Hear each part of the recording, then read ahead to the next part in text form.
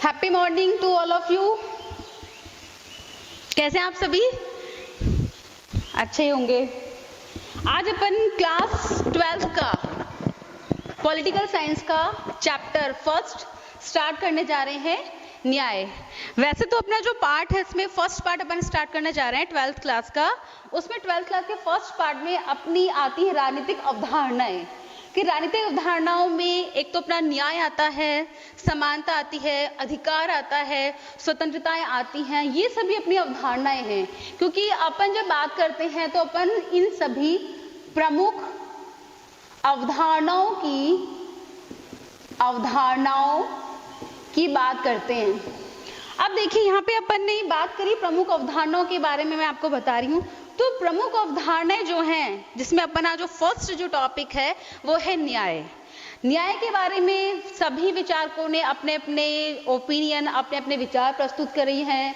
मध्यकालीन विचारकों ने, पाश्चात्य विचारकों ने, प्राचीन विचारकों ने, उसके बाद आधुनिक विचारकों ने, सबने न्याय के ऊपर अपने अपने विचारों को अपने अपने तरीके से रखा है। लेकिन अगर अपन पर्टिकुलर सिर्फ एक न्याय की बात करें तो न्याय है क्या आखिर? न्याय है क्या आखिर? न्याय को अगर अपन देखें तो अपन इसको धर्म से रिलेटेड करके समझेंगे। सबसे पहले कि धर्म से रिलेटेड करके अपन न्याय के अर्थ को समझेंगे। वो क्यों कि हमने न्याय के अर्थ को सबसे पहले धर्म से रिलेटेड करके क्यों समझने की कोशिश कर रहे हैं? वो इसीलिए क्योंकि एक धार्मिक व्यक्ति ही न्याय को अच्छी तरह से परिभाषित कर सकता है। एक धार्मिक, एक संस्कारी, एक अच्छे विचारों वाला व्यक्ति ही, विचारों वाला समूह ही न्याय को अच्छी तरह से परिभाषित कर सकता है और न्याय को ठीक प्रकार से उसके ऊपर से परिभाषा दे सकता है। तो अगर हम ये कहें कि एक बहुत संस्कारी समूह, व्यक्ति या फिर अपन किसी की भी बात करें, तो अगर वो अपने विचार को व्यक्त कर रहा है तो उसके विचार कैसे होंगे? वो न्यायपूर्ण ही कहलाएंगे। अब मैंने आपको ये छोटी सी चीज बताई है, इसके लिए थोड़ा सा मैं आपको पीछे ले चलती हूँ कि प्राचीन समय में क्या होता था।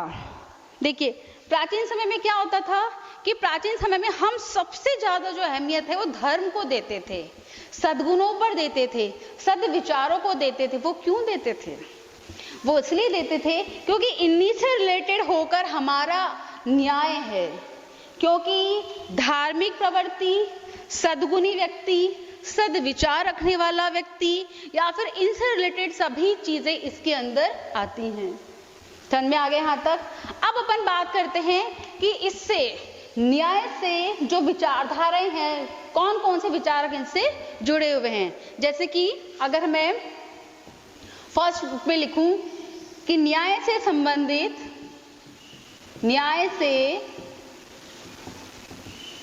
संबंधित पाश्चात्य प्राचीन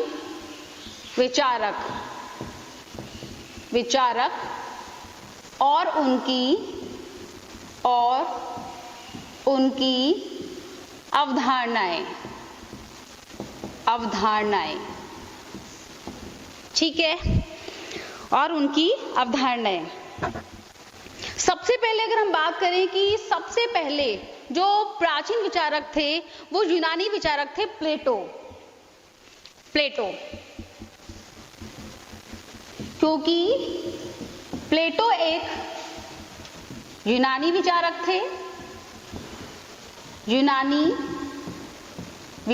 थे और इन्होंने ही न्याय की सबसे पहले परिभाषा दी। न्याय के बारे में इन्होंने ही बताया। इनके अनुसार न्याय क्या है उसके बारे में अपन बाद में बात करेंगे। लेकिन इसके बाद में, जैसे कि अपन अगर राजनीति विज्ञान की बात करें तो राजनीति विज्ञान के जनक, राजनीति विज्ञान के जनक किसको कहते हैं? अरस्तु को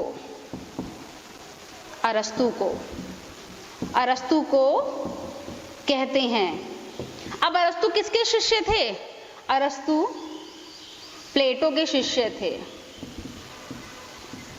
यानी कि प्लेटो एक यूनानी विचारक थे जिन्होंने न्याय के बारे में सबसे पहले अपने विचारों को रखा। उसके बाद में इनके जो शिष्य हुए हैं अरस्तु, जो कि राजनीति विज्ञान के जनक के रूप में जाने जाते हैं और इनके शिष्य भी रहे, उन्होंने न्याय के बारे में अपने विचारों को रखा। इसके बाद में धीरे धीरे मध्ययुगीन विचारधाराओं का आगमन हुआ जिन्होंने अपने अपने विचारों को रखा। जैसे कि अगर हम एक्निवास की बात करें, सेंट ऑगस्टाइन की बात करें, मैकियावेली की बात करें अपन, हॉब्स की बात करें अपन, ये सभी मध्ययुगीन विचारक हैं जिन्होंने न्याय के बारे में अपने विचारों को रखा। इसके बाद में अगर हम आधुनिक विचारों को लेते हैं तो आधुनिक विचारकों में भी इन्होंने न्याय के बारे में अपने अपने विचारकों को रखा। इसके बाद में सबसे जो महत्वपूर्ण आधुनिक विचारधारा के अंदर जो आता है वो है रॉल्स का नाम, कि रॉल्स ने सबसे महत्वपूर्ण न्याय के बारे में या न्याय की विचारधारा के बारे में बताया। चलिए आ जाते हैं अपन अपने फर्स्ट पॉइंट पे। या आप लोगों ने नोट डाउन कर लिया? इरेज कर देती हूं मैं। आइए फर्स्ट पॉइंट पे चलते हैं अपन, कि प्लेटो का न्याय संबंधी विचार। पहला है अपना इसके अंदर प्लेटो का न्याय संबंधी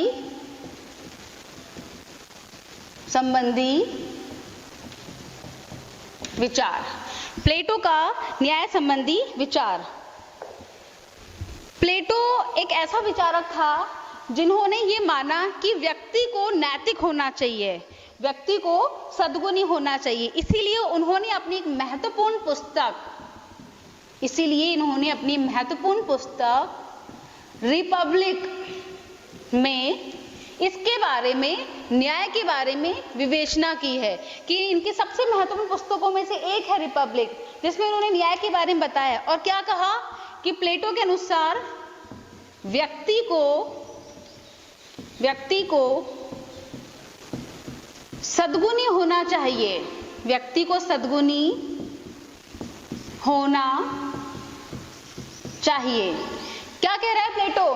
कि प्लेटो कह रहा है कि व्यक्ति को सद्गुणी होना चाहिए, यानी कि व्यक्ति के अंदर ही अपने आप ऐसी भावनाएं जागृत होनी चाहिए कि वो अपने कर्तव्यों का पालन अपने आप ही करे। क्योंकि अगर व्यक्ति अपने कर्तव्य का पालन करेगा तो वो हर कार्य नैतिकतापूर्ण करेगा।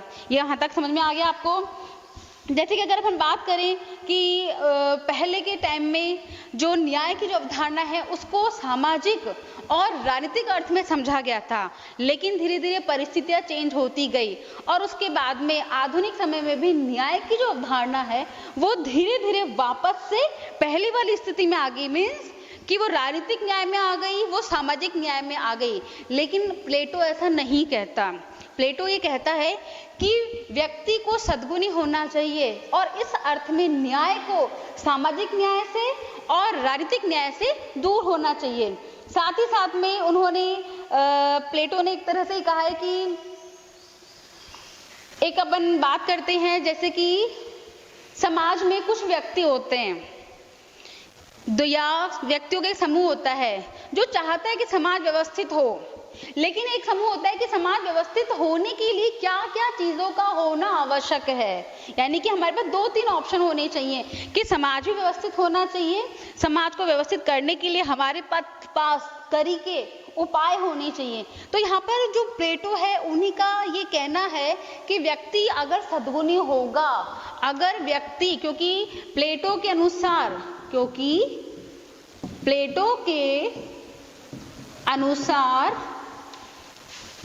न्याय की अवधारणा एक नैतिक अवधारणा है। ये ध्यान रखना बच्चों, छोटा क्वेश्चन है लेकिन इंपॉर्टेंट क्वेश्चन है। प्लेटो के अनुसार न्याय की अवधारणा एक नैतिक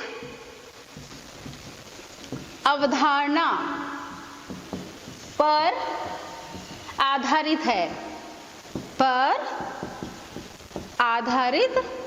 है। ठीक है, अब इन्होंने 2 बातें मेनली कही हैं कि व्यक्ति को नैतिक होना चाहिए, कि व्यक्ति नैतिक होगा तभी वो न्याय की अवधारणा नैतिक अवधारणा पर आधारित होगा। इन सब के अलावा प्लेटो ने एक महत्वपूर्ण बात बताई है। इन सब के अलावा प्लेटो ने एक महत्वपूर्ण बात बताई है कि व्यक्ति में व्यक्ति में कुछ गुणों का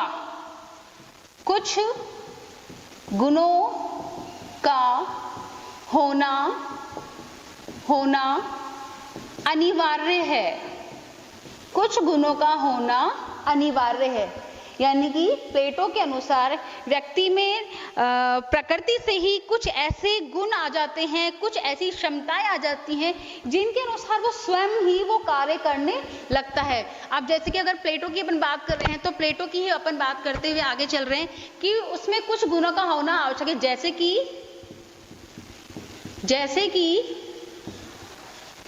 फर्स्ट उन्होंने बताया इंद्रिय। फर्स्ट उन्होंने क्या बताया? इंद्रिय, यानी कि इंद्रिय मीन्स कि व्यक्ति इतना ज्यादा समझदार होना चाहिए कि उसका हर निर्णय किस पर आधारित होना चाहिए?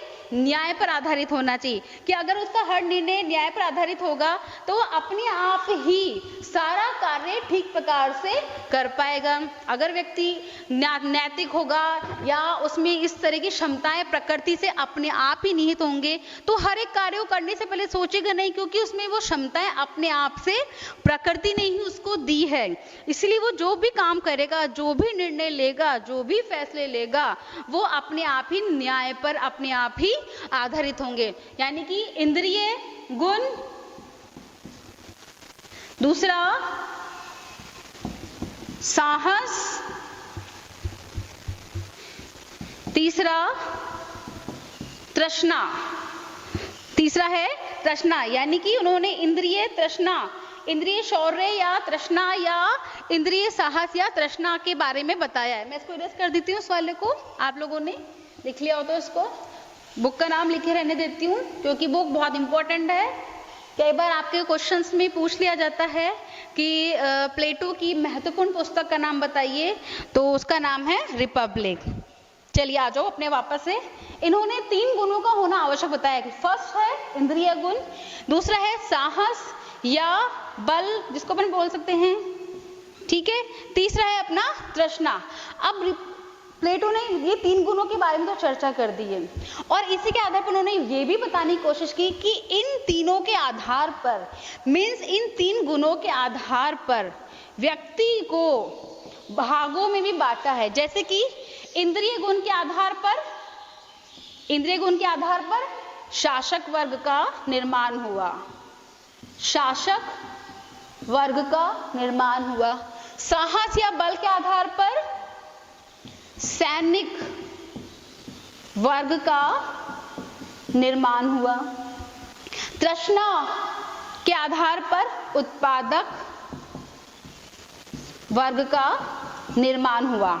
यानी कि प्लेटो के अनुसार व्यक्ति में प्रकृति से ही कुछ गुण निहित होते हैं, जैसे कि इंद्रिय गुण के आधार पर शासक वर्ग, साहस और बल के आधार पर सैनिक वर्ग, तृष्णा के आधार पर उत्पादक वर्ग। अब ये तीनों ही वर्ग अपने अपने गुणों के आधार पर काम करेंगे। कैसे?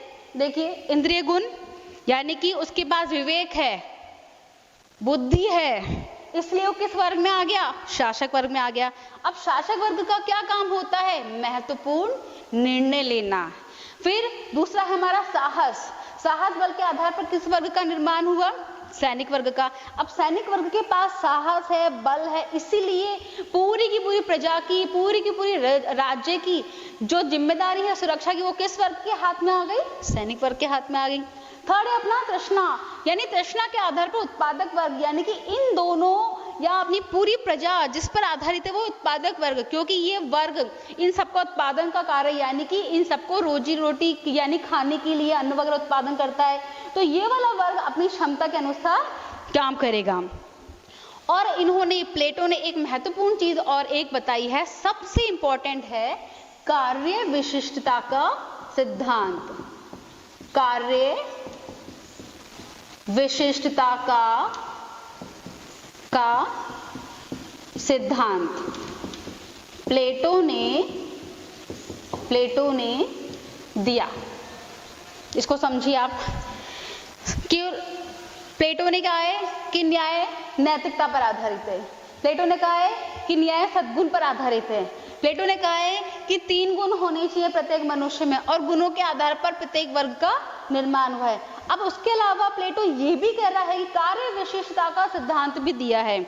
मीन्स क्या है कि कार्य विशिष्टता की प्लेटो का कहना है कि प्रत्येक वर्ग, समाज का ये प्रत्येक वर्ग यदि अपने अपने अकॉर्डिंग काम करता रहेगा तो उसमें कार्य विशेष यानी कि अपने कार्य में उसमें दक्षता उसको अपने आप ही हासिल होती रहेगी। अब देखिए, अगर शासक वर्ग लगातार अपना काम करता जाएगा और करता ही जाएगा तो दिन प्रतिदिन वो अपने कार्य में और निखरेगा। ऐसे इन दोनों वर्ग की बात है। या फिर हम अपने आप के भी एग्जाम्पल लेके आपको समझना चाहो तो समझ सकते हो कि हम लगातार एक चीज को कर रहे हैं, या हमने एक चैप्टर को लिया, हमने उस चैप्टर को एक बार पढ़ा, हमें समझ में नहीं आया, हमें वो दिमाग में बैठा ही नहीं, भाई क्या हो रहा है इस चैप्टर में, हमें तो कुछ समझ में नहीं आ रहा, होता है ना। लेकिन वापस से हमने उस चैप्टर को फिर से रीड किया, हमें थोड़ा बहुत दिमाग में समझ में आने लगा। लेकिन फिर हमने तीसरी बार उस चैप्टर को रीड किया, अरे वाह ये तो चैप्टर बहुत अच्छा था, ये तो अब बिल्कुल समझ में आ गया, इजी था ये तो चैप्टर। तो यानी कहने का मतलब है कि अगर हम वापस एक ही चीज को रिपीट करते जाएं, दोहराते जाएं, तो प्लेटो के अनुसार उसे कहा है कार्य विशेषता का सिद्धांत। और प्रत्येक वर्ग अपने अपने अनुसार काम करता रहेगा, कोई भी गलती नहीं करेगा तो न्याय अपने आप ही उसको मिलता रहेगा। तो ये इंपॉर्टेंट है कि प्लेटो के अनुसार न्याय नैतिकता पर आधारित है, प्लेटो के अनुसार न्याय सद्गुणों पर आधारित है, प्लेटो के अनुसार व्यक्ति में प्रकृति से ही कुछ गुण निहित होते हैं, वो इस प्रकार है। इसीलिए उन्होंने इन तीनों वर्ग का निर्माण किया। अब ये तीनों वर्ग अपना अपना काम करते रहेंगे, या समाज में जिसको जो कार्य दिया गया है अगर वो व्यक्ति वो काम करता रहेगा तो उसके पास अपने आप ही वो दक्षता हासिल हो जाएगी। ये था अपना प्लेटो का न्याय सिद्धांत। इसको समझ में आ गया होगा। मैं इसको इरेज कर देती हूँ क्योंकि अपने को भी आगे भी चलना है। इजी ही था, इसमें 2-3 पॉइंट्स के रूप में मैंने आपको समझा दिया है और उसी पॉइंट के आधार पर अपन लोग इसको आगे भी समझते रहेंगे क्योंकि ये चीज बार बार रिपीट होंगी। ठीक है, अब है अपना सेकंड पॉइंट। सेकंड पॉइंट है अरस्तु का न्याय सिद्धांत। अरस्तु का न्याय सिद्धांत। अरस्तु का न्याय सिद्धांत, अरस्तु किसका शिष्य था? बताया था मैंने आपको स्टार्टिंग में कि अरस्तु प्लेटो का शिष्य था। अरस्तु ने जो भी ज्ञान प्राप्त किया है वो अपने गुरु प्लेटो से ही ग्रहण किया है। लेकिन न्याय के संबंध में अरस्तु के विचार प्लेटो के न्याय सिद्धांत से थोड़े से भिन्न है, क्योंकि जरूरी नहीं है कि हमने जो चीज सीखी है हम उस चीज पर एग्री हो। हमने ज्ञान तो बहुत सारा लिया है, लेकिन उस ज्ञान को हमें अपने तरीके से कैसे व्यवस्थित करना है ये हमारे ऊपर डिपेंड होता है। इसीलिए प्लेटो के अनुसार उन्होंने जो भी कुछ सीखा वो जरूरी नहीं था कि एज इट इज उसको वो अपना ले। इसीलिए अरस्तु का न्याय सिद्धांत प्लेटो के न्याय सिद्धांत से थोड़ा सा भिन्न था, क्योंकि अरस्तु ने अपने न्याय सिद्धांत को 2 भागों में बांट दिया है। अरस्तु ने अपने न्याय सिद्धांत को 2 भागों में बांट दिया है। एक तो है वितरणात्मक न्याय और दूसरा है सुधारात्मक न्याय। सुधारात्मक न्याय। अरस्तु ने एक चीज पर और जोर दिया था। अरस्तु ने कहा था कि शक्ति और संरक्षण करने की बात उन्होंने कही थी और उन्होंने आनुपातिक समानता की बात करी थी। यानी कि इसमें उन्होंने आनुपातिक समानता की बात की है। आनुपातिक समानता की बात की, इसको समझिए। अरस्तु क्या कहना चाह रहा है कि न्याय का संरक्षण और संवर्धन किसके आधार पर होना चाहिए? योग्यता के आधार पर, कि सब व्यक्तियों को इस कार्य में इन्वॉल्व होने की आवश्यकता नहीं है। जो इस कार्य के लिए योग्य है उसको ही कार्य अगर दिया जाए तो वो कार्य ठीक प्रकार से होगा। जैसे कि उन्होंने फर्स्ट पॉइंट में बताया है कि अरस्तु के अनुसार वितरणात्मक जो न्याय है वो आनुपातिक समानता पर आधारित है, कि जो व्यक्ति इस बात के योग्य है कि सक्षम है न्याय करने में, सक्षम है न्याय आधारित निर्णय करने पे, उसके अनुसार ही उसको व्यक्ति को एक कार्य दिया जाना चाहिए। दूसरा है अपना कि सुधारात्मक न्याय। सुधारात्मक न्याय में कि व्यक्ति की कुछ जिम्मेदारियां होती हैं या व्यक्ति के पास कुछ अधिकार होते हैं, जैसे कि समानता का अधिकार है, स्वतंत्रता का अधिकार है, या फिर उसके कुछ अधिकार महत्वपूर्ण है जैसे कि जीवन है, स्वतंत्रता है, संपत्ति है। ये सारे जो अधिकार हैं ये व्यक्ति के पास होने ही चाहिए, लेकिन इनका उत्तरदायित्व या इनकी सुरक्षा का उत्तरदायित्व किस पर होना चाहिए? राज्य पर, या राज्य पर होना चाहिए। इसीलिए अरस्तु ने कहा है कि कुछ न्याय या कुछ इस तरह के जो कार्य होते हैं उसमें सुधार करने की आवश्यकता है। ठीक है, ये मुझे लगता नहीं कि आपको समझ में नहीं आया होगा, इसलिए अपन थर्ड पॉइंट पे चलते हैं, मध्यकाल में न्याय संबंधी विचार। मध्यकाल में न्याय संबंधी विचार, थर्ड पॉइंट है अपना। मध्य काल में न्याय संबंधी विचार। हमने प्राचीन की बात करी, हमने अरस्तु के न्याय की बात करी, अब हम बात करें मध्यकाल में न्याय सिद्धांत की बात। इसमें जो महत्वपूर्ण विचार हुए हैं वो एक्निवास, संत अगस्टाइन, ये इंपॉर्टेंट हुए हैं, यानी कि इन्होंने न्याय के ऊपर अपनी विचारधाराओं को प्रतिपादित किया है। ठीक है, इसके बाद में यानी कि हमने 2 कर लिए हैं, थर्ड पॉइंट अपना चल रहा है। थर्ड पॉइंट के बारे में अपन कल वाली क्लास में आपको बताएंगे। ठीक है, थैंक यू।